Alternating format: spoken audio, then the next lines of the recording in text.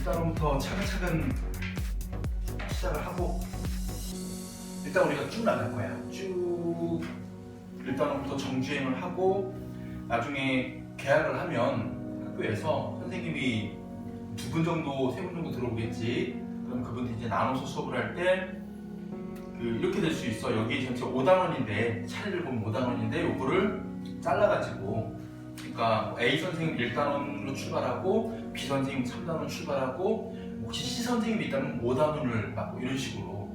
그래서 이제 아마 뭐 2라인 혹은 3라인으로 이렇게 나갈 수 있기 때문에 일단 우리는 1단원부터 쭉 정주행을 하고 계약을 하면 이제 3단원 출발로 시작을 해가지고 학교 진도보다 훨씬 많이 앞서갈 거야. 훨씬 많이 앞서가다가 나중에 이제 시험 범위가 나오게 되면 그때 이제 핵심 정리를 선생님이 다시 한번, 그러니까 이 자습서가 아니라 학습지 통해 가지고 다시 한번 핵심 정리할 거고, 그 다음에 문제가 2가지가 나가. 하나는 과제로 나가는 문제가 있고, 요거는 이제 교사형 문제nem이 있는 그 쪽지 시험이라든가 형성평가 이런 거는 이 주간 과제로서 나갈 거고, 시험 전에 가면 이제 각 학교 기출 문제를 가지고 또 마지막 이제 시험 대비하고. 오케이.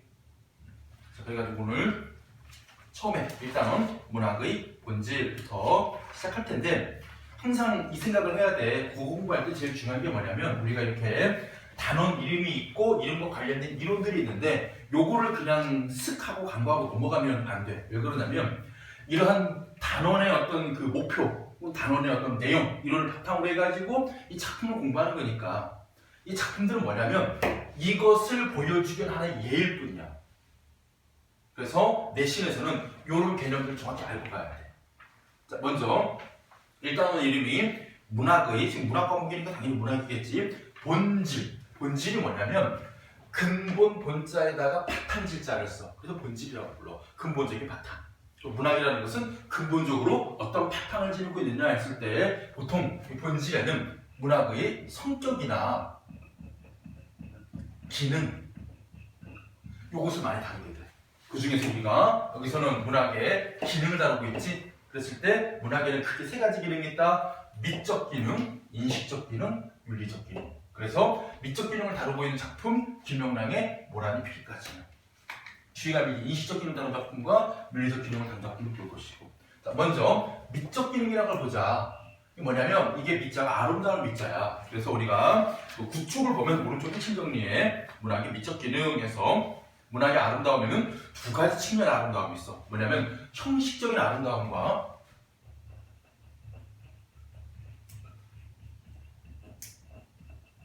내용적인 아름다움이 있다. 우리 문학 보게 되면 여러 가지 갈래가 있잖아. 시라는 서정 갈래, 소설이라는 서사 갈래, 희곡이라는 극 갈래, 수필이라는 교수 갈래. 형식이 다 달라. 다른 형식을 가지고 뭐 리듬감을 형성하기도 하고 혹은 현장감을 주기도 하고 깨달음을 주기도 하고 이런 형식이 주는 아름다움도 있고, 그 다음에 그 안에 담겨있는 가치 있는 내용, 이런 내용을 가지고 우리에게 감동을 주는 아름다움도 있어. 그래서 이 2가지를 합쳐서 결국 어떻게 되느냐, 문학은 우리들에게 정서적 미적으로 삶을 고양한다.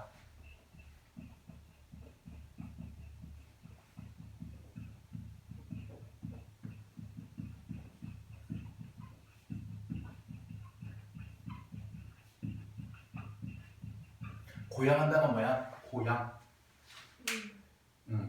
높이, 한 차원 높게 혹은 더 좋은 질을 가질수록 끌어올린다, 키운다 이런 뜻이야. 우리 삶을 더욱더 윤택하게, 좀 더 이전보다는 나아진 그런 정치적 삶을 살게 하는 것을 고양이라고 불러. 뭐가? 문학의 기능을 한다. 문학의 아름다움에 대한 미적 기능. 그래서 우리가 볼 작품이 김명랑의 모란이 피기까지는.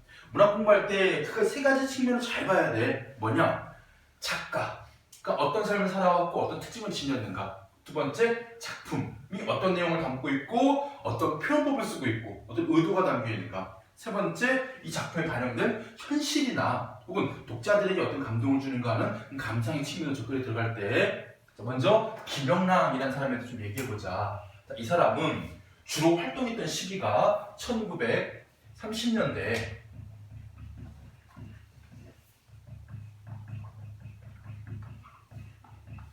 시문학파.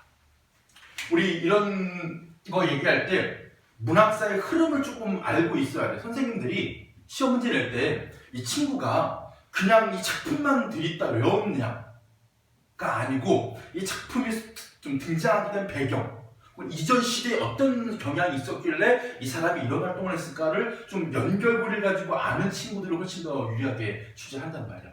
그랬을 때 30년대 초반에 이 시문학파가 등장할 때 배경이 뭐냐면 그 이전에 20년대 후반에 어떤 일이 있었냐면 카프라는 단체가 있어요. 카프가 뭐냐면 조선 프롤레타리아 예술가 동맹. 그러니까 문학을 하나의 도구로 여겨서 계급 투쟁을 하고 공산주의를 하고 혹은 뭐 여러 가지 뭐 독립과 관련된 일도 하고 해서 문학이 하나의 도구로 전락했던 시절이 있었어. 문학이라는 건 원래 뭔데 하나의 그 도구가 아니라 그 자체로서의 의미가 있는 건데, 그래서 그 문학의 도구성을 저항해가지고 문학은 도구가 아니야, 문학은 그 자체로 아름다운 거야. 그래서 시문학파가 그 이전에 이러한 목적주의 문학을 깨서 벗어나가서 등장하게 됐지. 그랬을 때 이 사람들은 뭐 했냐면 시를 쓸 때 자, 언어의 조팍이라고 해서 갈고 다듬는다야. 아무 말이나 그냥 막 써버리는 게 아니라 최대한 좋은 말, 예쁜 말, 아름다운 말을 골라가지고 그 말을 선택해서 시어를 쓰려고 하는 그런 노력을 언어의 조탁이라고 불러. 이렇게 시를 썼고, 두 번째, 시를 쓸 때 리듬감을 상당히 중시하는,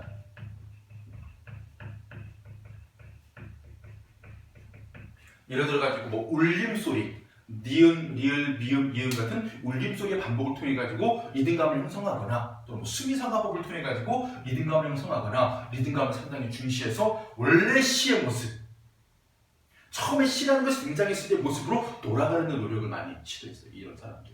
그렇지? 자, 그러면서 세 번째가 뭐냐? 이 사람들은 유미주의적인, 유미주의가 뭐냐면 이 아름다움이라는 것, 시가 예쁘다는 것, 아름답다는 것이 최고의 가치다 라는 그런 문예 사조가 있었거든. 그것을 받아들여. 그래서 무조건 시는 아름다워야 된다. 이 세 가지 특징을 가지고 있는 시 문학파의 대표적인 시인이 김영란이고, 또 그 대표적인 시가 바로 이 모란피기까지입니다. 모란, 꽃이야. 되게 예쁜 꽃이거든. 그럼 모란이라는 걸 통해 가지고 뭘 보여주고 있는 거야? 아름다움을 보여주고 있는 거야. 그리고 모란이라는 이름에서 느껴지는 거야. 미음, 리을, 니은 이런 식으로 울림소리가 사용된 꽃 이름이지. 이런 걸 통해 가지고 모두 언어의 조탁이나 리듬감도 드러나고 있고. 자, 시 들어가 볼 거야. 모란 피기까지는 해서 10쪽에 모란이 피기까지는 나는 아직 나의 몸을 휘둘리고 있을 테요. 자, 첫 번째 모란.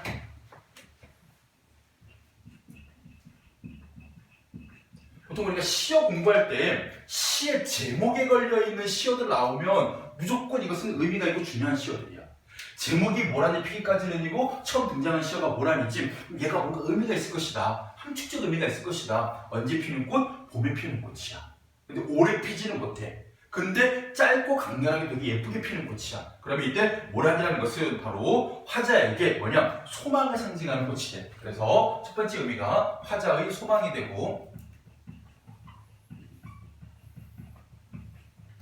두 번째, 이제 여러 가지 시어가 나오는데 그 중에 봄이라는 시어와 보람이라는 시어가 있어. 그 시어들과 상통하는 존재야. 봄, 보람이라는 이 시어와 상통하는, 서로 뜻이 통하는, 서로 통용돼 쓰이는 그런 시어, 모란. 가끔 가다가 선생님들이 이런 경우가 있어. 모란의 여러 가지 의미 속에서 화자의 소망도 있고 봄도 있고 보람도 있는데 막 조국의 광복,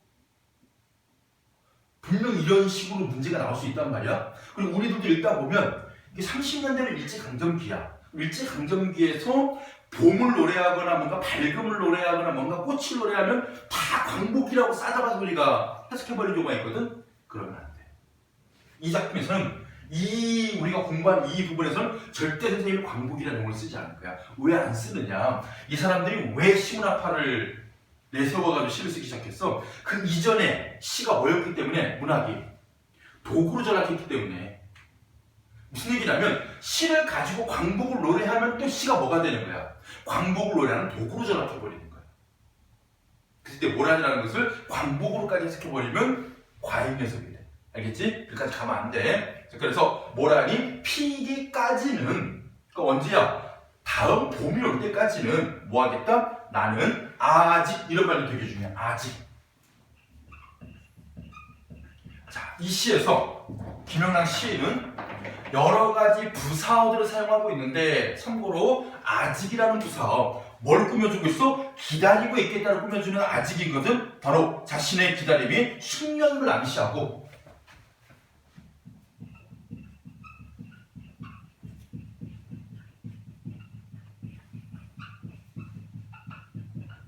그리고 아직도 기다리고 있겠다라는 얘기는 포기하지 않겠다라는 의미의 아직 나의 봄을 기다리고 있겠다. 이런 부사어들 몇 개 나와 유념해서 봐야 돼. 나는 아직 나의 봄을 기다리고 있을 테요. 이때 봄 중요한 시험만 나오고 있네.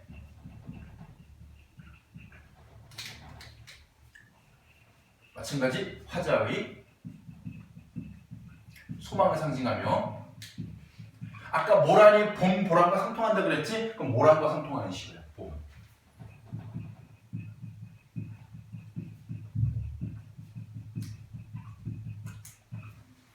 나의 봄을 기다리고 있을 테요. 자, 기다리고를 기둘리고라고 뭐 방언이겠지. 방언을 사용하면서 기다리고 있을 테요. 뭐뭐 할 테요. 이런 말투는 참고적으로 좀 존댓말 쓰고 있는 거야. 그래서 이걸 뭐라고 하냐? 경어체라고 하고 존댓말을 한자로 경어체라고 불러. 그리고 예전에 경어체를 사용하게 되면 보통 여자들이 쓰는 말투다 해가지고 여성적 어조라고도 불러. 경어체, 여성적 어조.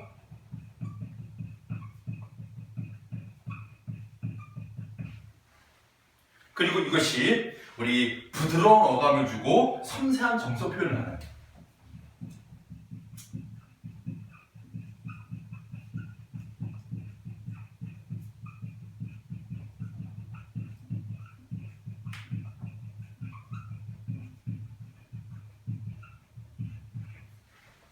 그럼 마지막 종결 표현. 뭐뭐 할 테요.가 계속 반복돼. 그리고 중요한 게 있어. 우리가 예로부터 지금까지 쭉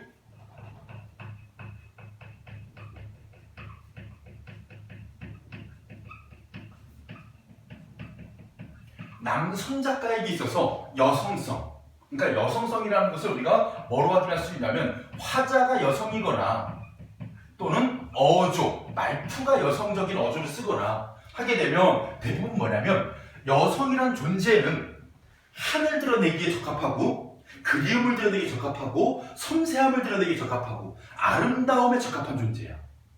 남자는 되게 투박하고 거칠고 되게 강인하고 이런 이미지 갖고 있다면 여성이 지니고 있는 그런 특성들을 모아가지고 일부러 화자를 여성으로 선택하거나 김소월처럼 또는 어조를 여성적인 어조를 쓰거나 김연아처럼 전부 다 이런 부드러운 어감이나 섬세한 정서 표현에 효과적이기 때문에 일부러 이런 여성성이라는 걸 드러내기 시작해. 알겠지? 자, 그래서 기다리고 있을 테요.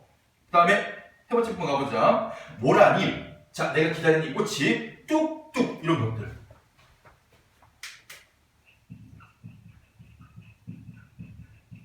자, 얘도 부사어인데 중요한 건 뭐냐면 뚝뚝 같은 경우에는 의, 태, 어로 보면서 음성 상징어가 부사어로 쓰인 경우 일종의 의태부사어가 되는 거예요. 의태부사. 그러니까 떨어질 때 어떻게 떨어진다? 뚝뚝 떨어진다. 할 때 그냥 모란이 떨어진다는 표현보다는 모란이 뚝뚝 떨어진다가 더욱더 어떻게 돼? 우리에게 더 쉽게 와닿고 강하게 와닿겠지. 그래서 뚝뚝은 바로 모란이 떨어지는 모습을 감각적으로 묘사하면서 중요한 건 바로 자신의 절망감과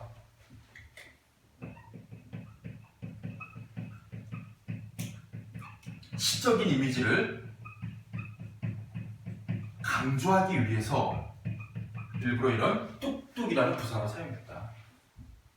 우리 시험 문제 같은 거 출제될 때 이런 거 많이 나와. 뭐 모란에 대해서 물어보기도 하고 봄에 대해 물어보기도 하겠지만 이런 아직이나 뚝뚝이나 뒤에 가면 비로소나 한양 같은 부사어들 있지. 각각 어떤 의미, 어떤 기능으로 사용되는가, 적절한 것, 적절하지 않은 것. 이 문제가 자주 출제가 된다는 말이야. 그렇지? 그래서 뚝뚝이 어떤 느낌일까? 그대로 받아들이면 되는 거야. 되게 감각적으로 절감감이 들어야 돼. 뚝뚝 떨어져 버린 날 어떤 날일까? 몰아친 날. 떨어져 버린 날. 내 소망이 무너진 날.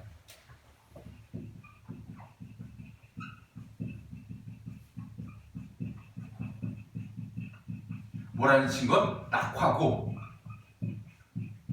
그 다음에 여기서 우리가 이미지 하나 발견해야 돼. 떨어진다. 무슨 이미지? 하강적 이미지. 솟아오르면 상승의 이미지잖아. 그럼 보통 우리가 상승과 하강을 둘로 나눠봤을 때 어떤 것이 긍정적으로 볼까? 상승을 긍정적으로 보겠지. 해가 떠오른다. 성적이 오른다. 근데 하강적 이미지는 떨어져 버리고 뭔가 소멸되고 죽는 이미지로 사용되잖아. 그러면 떨어진다는 낙화 이미지를 통해가지고 뭐 하고 있는 거야? 자신에게 소망이 무너졌다. 절망을 상징하는. 그렇지? 그래서 이런 하강적 이미지를 통해서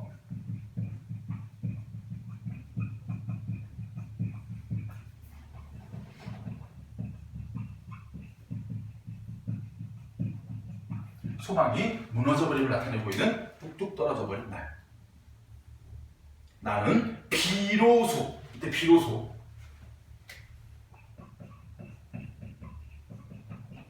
자, 우리 비로소라는 말을 이렇게 생각하면 돼. 그때서야, 그때가 되어서야 비로소. 무슨 얘기냐면 그 전까지는 절대로 슬픔에 잠기지 않겠다. 언제부터 슬픔에 잠길 거냐? 모란이 떨어져 버린 다음에야 비로소 라는 의미의 부사어예요. 그럼 이때 비로소라는 것은 이런 의미가 내포되고 있지. 모란이 지기 전까지는 슬픔에 잠기지 않겠다라는.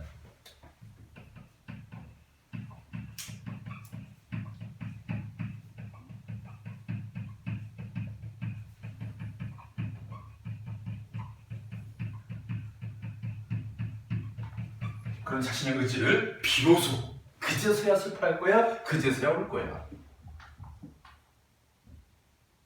그제서야 무엇을? 봄을, 여인, 서름.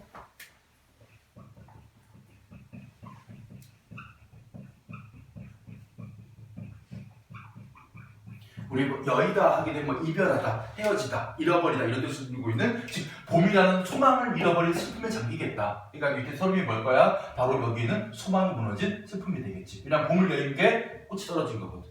그래서 이때 봄을 여인 서름 하게 되면 삶과 보람의 의미를 잃어버린 슬픔.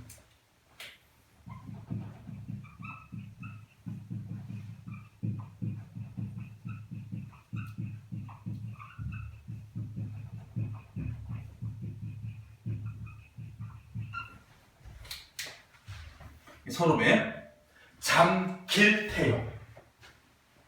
똑같이 뭐뭐을테요. 똑같이 경어체, 여성적어조, 부드러운 어감, 성실한 정석 표현.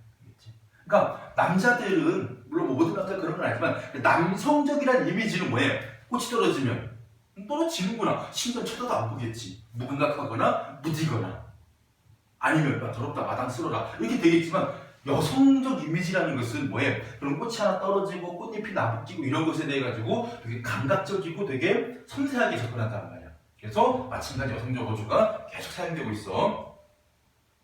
5월 어느 날 그 하루 무덥던 날. 이 무덥던 날은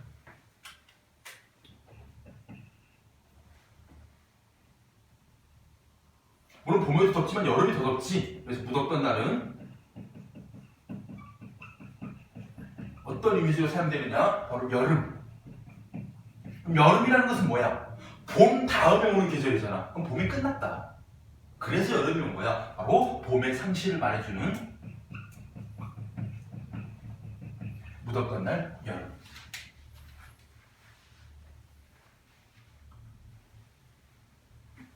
시를 그냥 우리가 가볍진 않겠지만 읽고 그 남겨진 느낌 정도를 파악하는 게 감상이겠지만 우리는 지금 원래 문학을 이러면 안 되는데 정말 꼼꼼하게 모든 부분에 대한 모든 해석을 다 이렇게 촘촘하게 해놔야 돼. 일단 그렇지?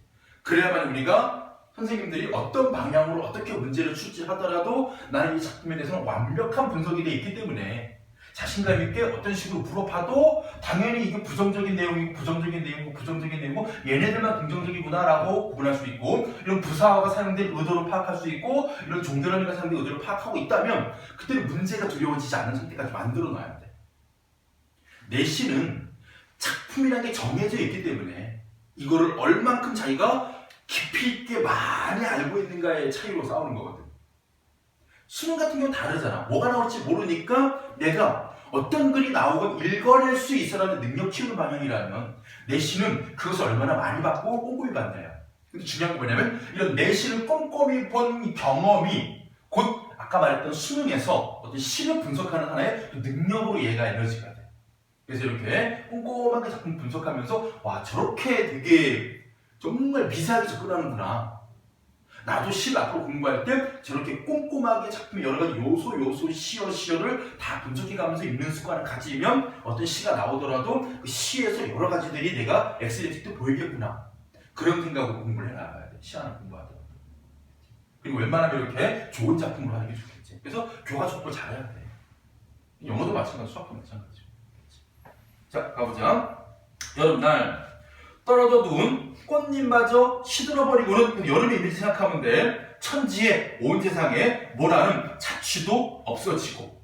자, 드디어 뭐가 된 거야? 모란의 흔적마저 사라진 여름날 뻗쳐오르던 내 보람 서운케 무너졌느니 했을 때 이때 보람이 무슨 이미지였어?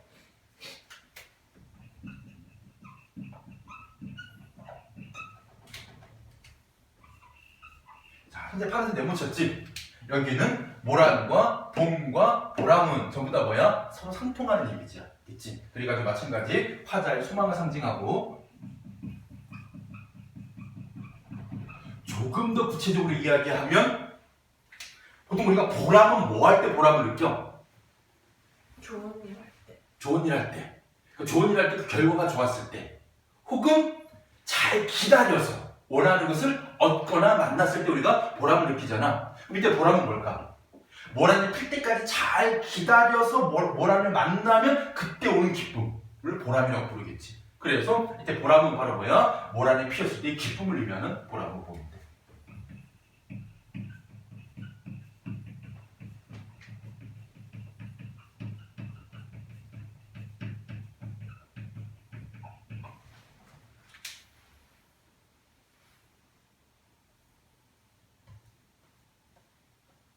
그런데 여름날이 되니까 꽃도 지고 꽃의 흔적마저도 모두 사라졌어. 그러면 뭐 하게 된 거야? 모란이 피었을 때 그 기쁨이 모두 사라져버린 것이지. 그래서 내 보람이 서운하게도 무너졌느니 소망과 함께 무너진 거야.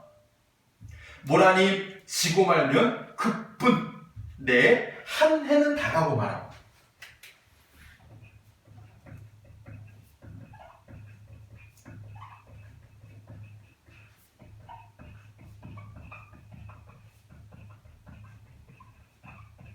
자, 이 시험을 분석해보자. 내 한 해는 다 가고 말아. 지금 모란이 진 것을 가지고 그거 하나의 사실만을 가지고 뭐라고 해? 나의 한 해, 1년 전체가 다 가고 말았다. 이 말은 무슨 얘기냐면 그만큼 모란이 피기를 기다리고 모란이 피어있을 그 시기 기쁨이 내 인생의 소망의 전체고 절대적임을 의미하는 표현이야. 이거 끝나면 내 인생 끝나는 건 다름없어. 내 1년이 다 지나간 거나 다름없어. 이런 식으로. 그래서 이때 내 한 해 하게 되는 것은 뭐야? 바로 모란이 피고 지는 것을 인생 전체에다가.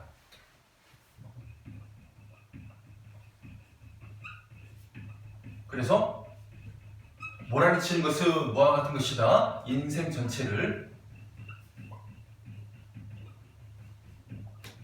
잃는 것이나 다름이 없다.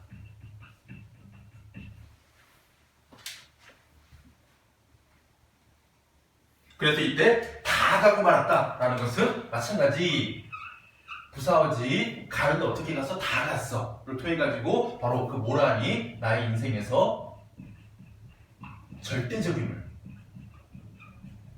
나타내는 부사어 다 가고 만 거야.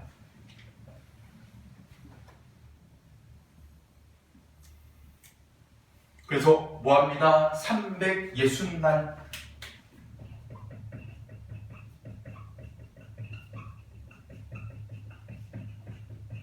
이게 저 한 해, 1년의 시간이지.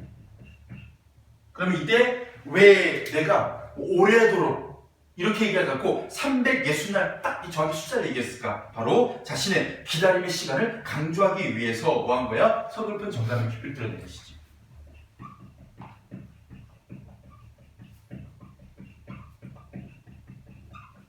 내가 어느 만큼 서글프냐면 이렇게 구체적인 시간으로 그걸 아예 뭐야? 360날로 이렇게 표현한 거지. 그러면 이 사람이 정말 360일, 1년 내내 이렇게 서글퍼하는구나 라고 깊이가 좀 더 확실하게 드러나는 표현, 360날.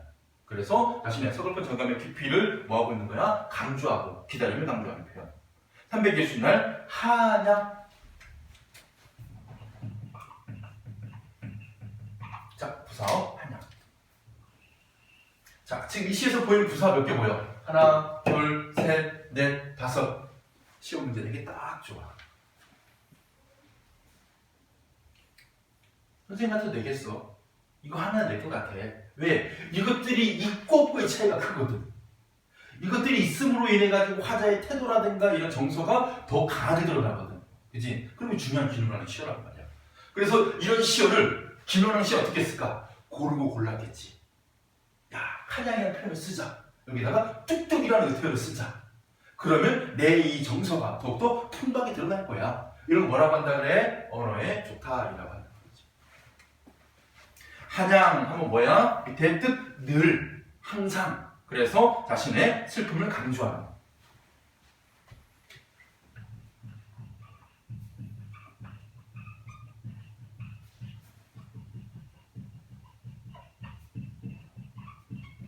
개념 부사 한양. 섭섭해 우옵내다.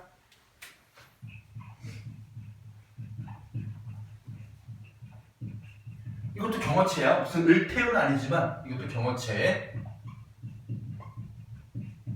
여성적어죠. 이게 우옵나이다의 뭐 줄임말로 보면 되는 거야. 그렇지? 내가 옵니다. 오는데 그냥 뭐야? 상대를 높여서 옵을 쓴 거야. 그래서 옵나이다. 자, 그래서 모란이 진 후에 자신의 어떤 모습, 기다림과 서글픔과 슬픔의 모습을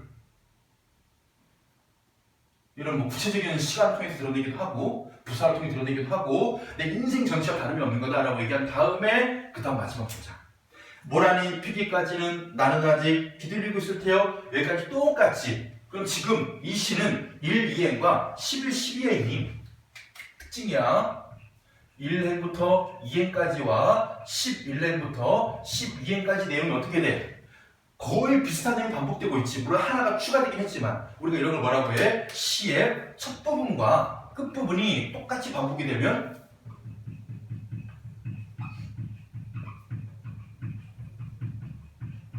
수미상관법이라고 해요. 수미상관법. 자, 수미상관법은 기본 전제가 첫 부분과 마지막 부분의 반복이 되는 거야. 그러면 이 반복을 통해서 자, 여러 가지 기능이 있어. 첫 번째, 리듬감을 형성한다. 두 번째, 내용 혹은 그 안에 담겨있는 주제를 강조할 수 있다. 그 다음에 세 번째, 여운을 형성한다. 처음에 시작했던 내용이 끝에 나오면 또 뭔가 이야기가 시작된 것 같은 느낌이 들어. 우리가 이런 경우 있어. 뭐 노래 같은 경우에 처음에 이제 들어가는 부분, 뭐 프롤로그 부분에서 뭔가 되게 특이했던 소리가 나고 노래가 시작됐어. 노래 끝부분에 다시 그 프롤로그의 내용이 에필로그로 나오게 되면 뭔가 처음에 시작됐던 내용이 또 끝에 나오는 순간 또 다른 노래가 이어질 것 같은 느낌이 들다가 싹 하고 노래가 뜬다. 그러면 잔잔하게 마음속에 여운이 남는단 말이야. 시도 똑같은 기능을 해. 그리고 마지막 수미상관법을 통해 가지고 이게 있어. 샌드위치라는 느낌을 가지는데, 그러니까 빵이 있고 속에 재료가 있고 또 빵이 있기 때문에 뭔가 좀 단단해 보이고 안정돼 보여. 구조적인 안정감.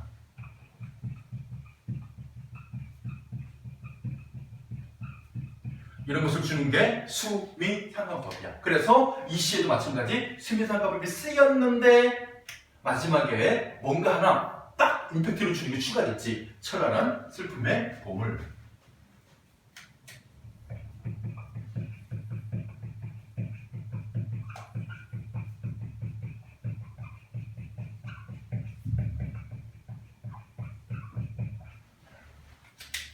박택도 선생님, 와 이거 되게 할 거 많은데 뭐부터 설명하지? 이 구절은 본 적이 있을 거야 아마. 왜? 다른 시가 우리가 나올 때 뭐 역설법이 나오는 시가 있으면 무조건 다음 중 위시에 사용된 이 표현법과 같은 표현법이 사용된 것, 뭐 사용되지 않은 것 해가지고 역설법은 무조건 나오는 게 있거든. 찬란한 슬픔. 일단 역설법 먼저 할게. 자, 이게 왜 역설법이냐? 바로 모순 형용이라는 기법을 사용했는데 형용, 꾸밀 때 모순되게 꾸미는 거야. 지금 봄을 잘 봐. 어떤 봄이라고 했냐면 찬란한 관형사형어를 통해가지고 이 앞에 뭐가 와서 관형어가 와서 봄을 꾸며주는 수식 또는 뭐야 슬픔의 관형격 조사 의 문법 공부할 때 있었잖아요. 관형어를 만든 여러 가지 방법, 뭐 관형사 혹은 뭐 관형격 조사 의 혹은 용언의 관형사형.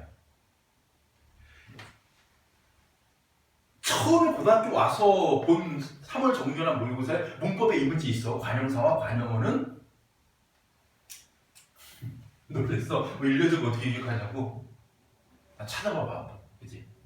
2019학년도 3월 5일 정규나 기출문제 그 문법 부분에 그 지문이 쫙 나와.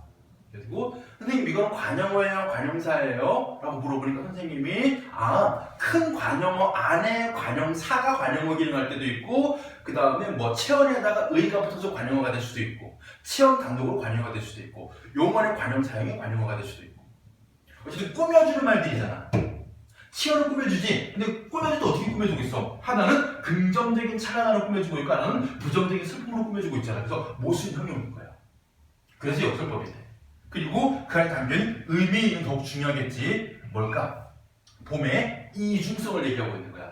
왜 찬란하냐면 봄이라는 것이 왔을 때 뭐하기 때문에 모란이 피면 내가 기다리는 봄이 와서 모란이 피면 그 봄은 어떤 봄이 되고 찬란한 봄이 될 것이고 근데 만약에 봄이 끝나갈 무렵 모란이 지면 그래서 다음 봄을 기다리고 있으면 그 봄은 어떤 봄이 돼? 나에게 슬픔의 봄이 돼. 지금 난 어떤 상태야?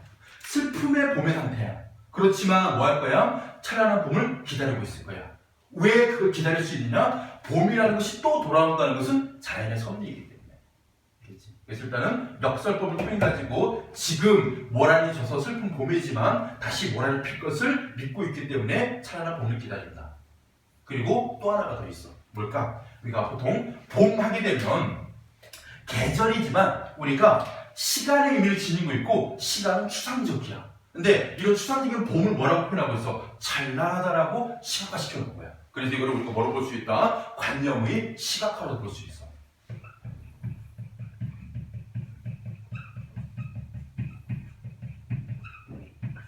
바로 봄이라는 시간, 관념. 왜 황진의 시조의 동짓달 기나긴 밤에 한 허리를 베어내어 기억나지? 그건 오래 안 된 거야. 그때 밤이 뭐야? 시간이고 우리가 밤을 느낄 수 있잖아요. 어둡고 막 그거는 밤이라는 시간에 해가 진 것뿐이고 실제 밤이라는 시간은 인간의 같은 경우는 추상적인 관념이란 말이야. 그것에 허리를 자른다. 뭐 서리서리 만다, 굽이굽이 편다. 그것을 뭐 한 거야? 구체화한 거잖아. 사고로 한 거잖아. 여기서는 봄이라는 계절을 뭐 한 거야? 찬란하다라고 시각화시킨 것이지. 그래서 역설법과 관념의 시각화라는 두 가지 기법이 다 사용된 마지막 부분. 그래서 모란이 피는 기쁨과 모란이 지는 슬픔을 동시에 표현한 역설법. 광복이라는 말씀을 한 번도 안 썼지. 조심해야 돼. 이것은 유미주의 시야. 시가 원래 이랬어야 했어를 강하게 드러낸 시라는 걸 꼭 잊지 말아야 돼. 자, 보자. 정리하기 보면 모란이 피기 전에는 뭐하고 있어? 나는 아직 기다릴 테요 하면서 모란이 기다릴. 그리고 모란이 지면 그 다음 뭐하게 돼? 슬픔과 상실감에 빠지게 된다. 그 다음에 역설적 표현에 담긴 의미는 뭐하고 있어? 찬란하다는 것은 바로 모란이 피는 기쁜 계절이기 때문에 찬란한 것이고, 모란이 질 것이라는 슬픈 예감, 모란이 지면 슬프다라는 이미지 두 가지가 서로 섞여 있어가지고 모순된 감정이 나타난다. 그리고 이 작품에서 운율 형성 요소 되게 중요해. 보면 두 시행이 한 단락을 이루게 하여 호흡의 속도를 조절한다. 요거 잘 보면 모란이 피기까지는 뭐뭐 할 테요.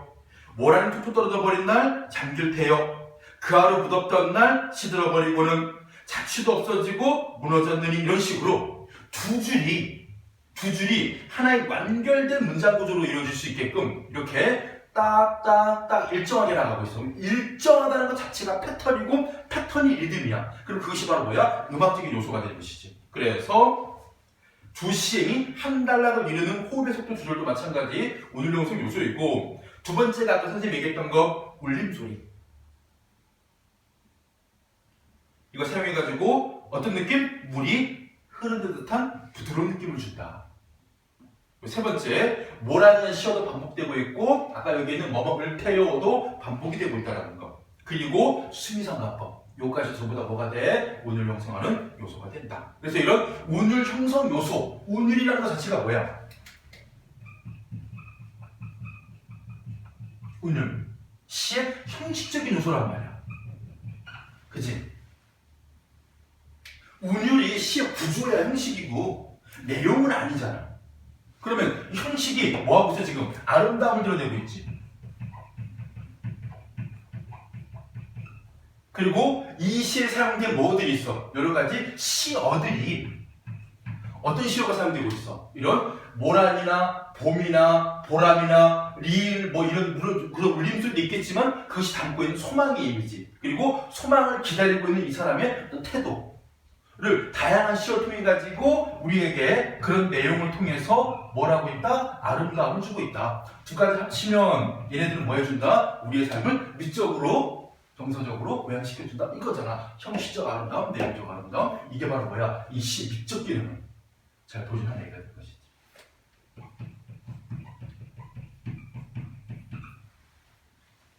그래서 이 작품은 뭐가 돼? 이런 시의 미적 기능을 잘 보여주는 예가 되는 시. 오케이?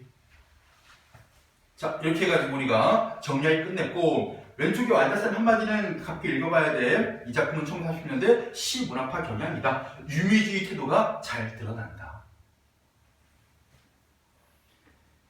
확인 문제 간단히 한번 풀어볼까? 금방 풀릴 거야.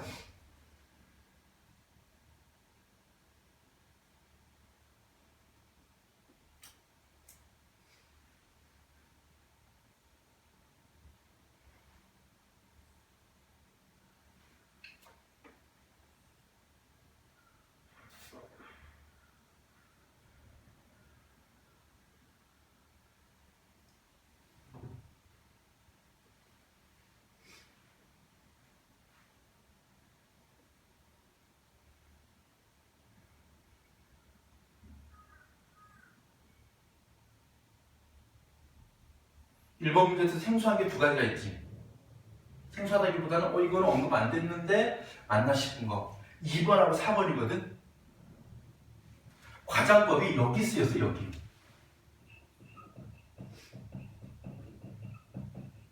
뭐 꽃 하나 지는 게 뭐 인생 전체를 읽는 거야. 과장법. 또 하나 더 있어. 여기 보면 이렇게 돼 있어. 마지막 행에 나는 아직 기도를 이루고 있을 테요. 찬란한 슬픔의 봄은. 나는 주어야, 아직 부사어야, 기다리고 있겠다 서술어야. 근데 중요한 건 뭐냐면 찬란한 슬픔의 봄을 목적어지. 근데 얘가 어디가 있어? 저 뒤에가 있지. 그러면 찬란한 슬픔의 봄은 그 앞문장과 어떻게 되어 있냐? 문장 성분의 위치가 이렇게 바뀌어 있어. 도치법. 도치법도 쓰였다. 그러면 1번에 5번이라고 확인이 됐지. 가정용 진술로 현실이나 비판을 찍어드려야 된다. 보통 가정용 진술은 우리가 뭘로 하겠는데, 만약 또는 만약이란 말이 안 쓰여도 뭐뭐 한다면 이게 가정용 진술이야. 참고로 가정용 진술이 잘 나타난 시 중에 강은교의 우리가 물이 되어 라는 시가 바로 가정용 진술로 이루어진 시야. 우리가 물이 되어 뭐뭐로 흐른다면 이런 식으로 가정용 진술. 이 시에는 뭐뭐 한다면 이라는 진술이 나타나지 않아. 이번에는 특정한 시어가 반복돼 있어. 모란이라는 시어가 반복돼 있어. 니은, 리을, 미음, 미음의 울림소리도 사용됐어. 두 시행이 한 달락을 이루는 시행배열의 호흡조절도 있었지. 수미상관도 있었어. 근데 거기 재밌는 거 나왔지. 7, 5조 3음보율경. 자, 조가 나오면 글자 수정이 되고 음보가 나오면 도막을 끊으면 돼. 근데 중요한 건 뭐냐면 아무리 이등감이 좋아도 모란이, 피기까지는 세 글자, 다섯 글자. 나는 아직 나의 애추 안 해. 안 맞아. 그럼 이거 누가 이랬을까? 7호도 3음보. 7호도 3음보에서 옆에 뭐라고 설명돼 있어? 민요풍야가락이라고 그랬지. 누구? 김영란보다 앞시대 20년대 한국의 대표시 김소월.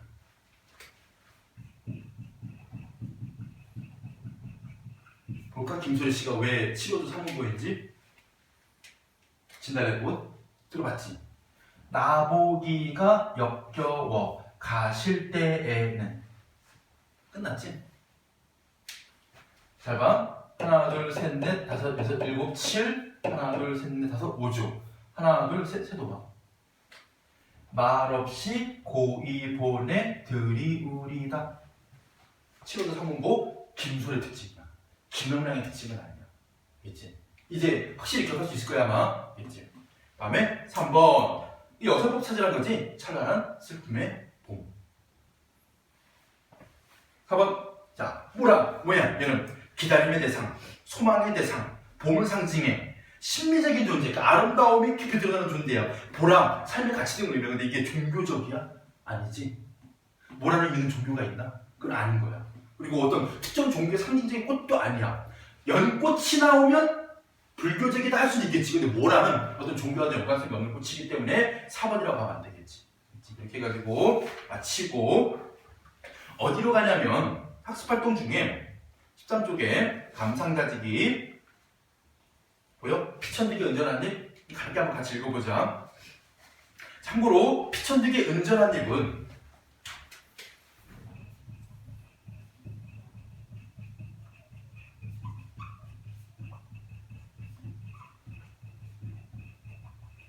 그래 갈래가 숲이야 숲이. 그래서 교술 갈래. 우리는 지금 배웠던 게 시였거든? 시에서 이런 운율이라든가 혹은 시의 내용을 통해가지고 우리가 아름다움을 줬잖아. 근데 꼭 시의 형식이 아니더라도 이렇게 수필이어도 3번이어도 우리들에게 충분히 뭘 줄 수 있다? 감동을 줄 수 있고 아름다움을 줄 수 있다. 이걸 보여주는 하나의 예가 되는 거예요. 그래서 이 3번의 그 작품을 보는 이유가 이거잖아. 다음 작품을 감상하고 작품에서 느낄 수 있는 아름다움을 이 미적인 측면을 뭐 해보자. 내용과 소설 방식. 그럼 내용이 뭘까? 이 내용. 소설 방식이 뭘까? 형식. 오케이? 어떤 내용을 담고 있고 어떤 소설 방식을 취했길래 우리들에게 아름다움을 느끼게 하는가? 나는 상해에서 늙은 거지 하나가 여러 전장을 돌아다니며 하게 되면 이제 환전소 돌아다니며 자신이 갖고 있는 은전의 진위를 확인하는 장면을 목격한다. 이거 진짜인가요? 거지는 전장의 사람들의 대답을 초조하게 기다리다가 자신이 가진 동전의 은전을 확인하고 무척 기뻐하며 황망히 달아난다. 나는 벽돌단 밑에서 돈을 손바닥에 올려놓고는 들여다보고 있는 거지에게 다가가 말을 건넨다. 누가 그렇게 많이 도와줄까? 거지기 때문에 사람들에게 어떤 그 동냥하고 적산받는 거겠지. 근데 실제로 이렇게 많이 우리로 치면 이게 뭐야? 한 5만원 아니면 10만원짜리 수표 정도 생각하면 되는 거야. 근데 누가 한 번에 거지에게 10만원 줄 리가 없겠지. 그럼 이거 어떻게 한 거냐면 거지가 사람들이 막 100원 주고 막 이런 거 있지. 100원짜리 동전을 10개를 모아서 1000원을 만들고 또 1000원짜리 지폐 10개를 모아서 만원을 만들고 또 만원짜리 지폐 10개를 모아서 10만원을 만드는 과정을 계속 해온 거예요. 거지가. 그래서 딱 그거 하나 만든 거야, 지금 운전하는 립을. 그러면서 와 이게 진짜 위주치 편하니까 하듯이 운전을 이제 확인하고 다닌 거야. 그래서 염려 마십시오. 빼앗아가지 않소. 그러자 그가 이야기합니다. 훔친 것이 아닙니다. 얻은 것도 아닙니다. 저 같은 놈에게 누가 이런 자리를 줍니까? 각전 한 입 받아본 적이 없습니다. 동전 한 입을 주시는 분도 배개하고 싶지 않습니다. 그래서 나는 한 푼 한 푼 얻은 돈에서 몇 년씩 모았고 겨우 48잎을 각전하니까 바꾸기를 6번. 어마어마한 과정이지. 이렇게 귀한 다양 한 푼 해가지고 원래는 한자는 대양인데 중국에서 예전에 통제들 은화를 다양, 대양이라고 불렀지. 그러면 이제 다양 한 푼이라는 것은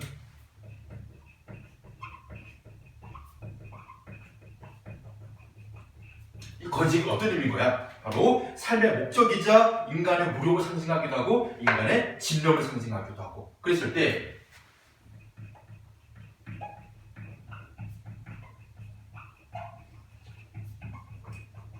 물론 우리가 나쁜 의미도 있어. 인간의 물질적인 욕망도 있겠지만 어쨌든 이 거짓은 뭐야? 진력을 가지고 자신이 갖고 싶었던 그 목적을 이룬 거란 말이야. 그 과정.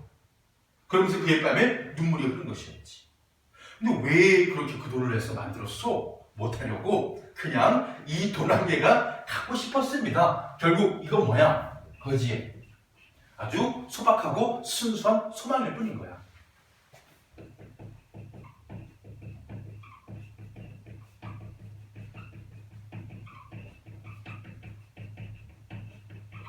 자신이 이 대양 한 푼을 만들기 위해서 그 과정을 거치고 포기해서 기다린 것처럼 이 사람도 모라는 피까지 360년 슬프지만 기다리고 포기하지 않는 그 모습, 소망을 이루는 과정. 그래서 내용적으로 되게 비슷해. 근데 차이가 있다면 이것은 운율감 있는 시어토인 건 드러냈고 이것은 뭐야?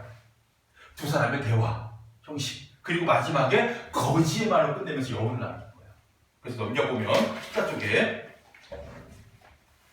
내용면에서 남들에게는 하찮은 일일지 모르겠지만 그것을 이루기 위해 애쓴 거지의 집념, 의지 이런 소망이 감동을 주었고 형식적으로는 일단은 내가 거지 행동의 판단을 배제해 이 거지가 참 욕심이 많네라든가 쓸데없을 텐데 이런 거 없이 그냥 객관성을 확보하고 두 번째가 뭐냐면 거지의 말로 내용을 끝냈어. 그래서 이 극적 효과를 높임으로써 독자의 상징력을 자극한다는 측면에서 우리들에게 뭘 준다? 미적인 아름다움을 준다. 일단 이렇게 해가지고 모라니 피까지를 잠깐 마치고 그 우리 16, 17쪽 이런 데 보면 더 읽어보기 있잖아. 요거는 일단 놔둘 거야. 키핑해둘 거야. 이거를 학교 시험에서 만약에 선생님들 수업 시간에 요거 해야 돼. 독을 차고 해야 돼. 장관용의 달포도 있어 이렇게 해야 돼. 수업을 하시면 나중에 추가로 하는 거거든요. 근데 안 할 경우도 있거든. 이거는 지금 본문 작품이 아니기 때문에. 그래서 이거는 키핑해 놔두는 거야. 더 읽어보기. 이렇게 해가지고는 모라니 피까지는 마치고 쉬었다가 인식적, 윤리적 기능으로 넘어가고